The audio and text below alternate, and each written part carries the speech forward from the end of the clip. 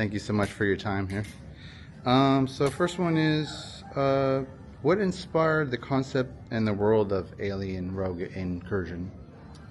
So the inspiration for the game, the world, was we wanted to make our love letter to Aliens, the second film. Just like Isolation is a love letter to the first film, we wanted to make our version of that. So we wanted to make a game where you didn't just run from the alien, you had agency and you could sort of push back and fight against it. And so much like the Cameron film, we wanted to make something that was action horror, not just horror. Okay. Are there any unique AI or procedural systems powering the alien behaviors or environments? Yeah, absolutely. One of our kind of big milestones was to create a dynamic system for AI behavior. So we don't just spawn the xenomorphs in an environment where we want to go the super gaming route. We actually simulate how they would think, where they would traverse, where they exist. So they truly do exist in environments and behind walls, and they're listening to the player actions. And they come in to investigate, they hide in plain sight, they use miasma and the darkness to its advantage. So all that is very dynamic. You can walk in the same room multiple times in the same part of the game that you're loaded into, and you'll get a really different experience. That sounds amazing.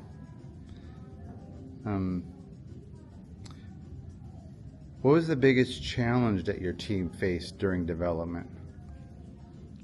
One of the challenges, of course, is we released the VR version of last year, and to critical success. But we wanted to make sure we capture what we did right, that exact immersion feeling, that terror-inducing and anxiety-inducing gameplay, and yet empower the player to be able to fight back that threat.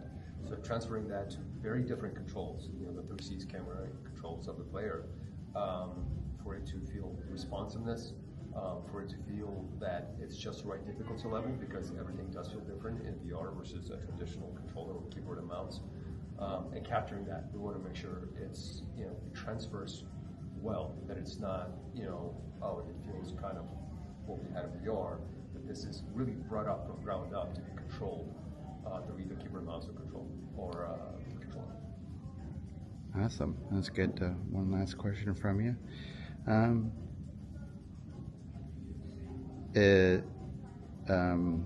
What kind of gameplay can players expect? More stealth, combat, or exploration, would you say?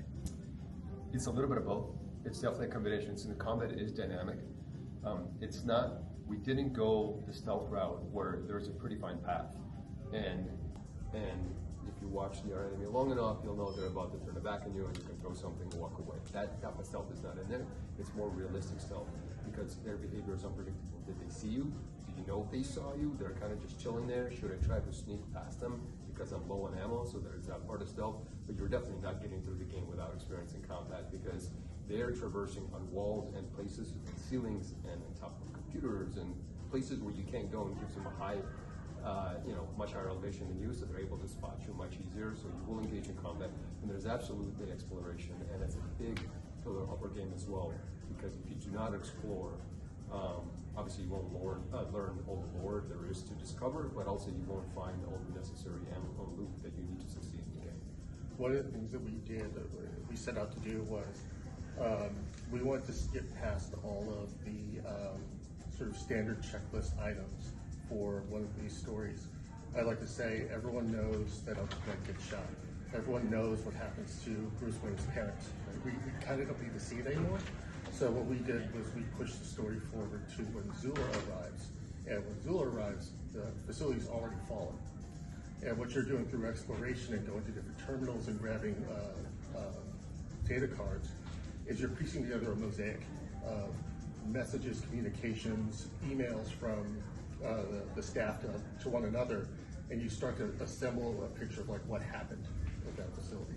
So we do touch on those things because they are part of the lore, like how xenomorphs get loose, but we distribute the story in a way that lends itself to gameplay rather than a film or a television series. Thank you so much for your time, guys. Thank you, sure.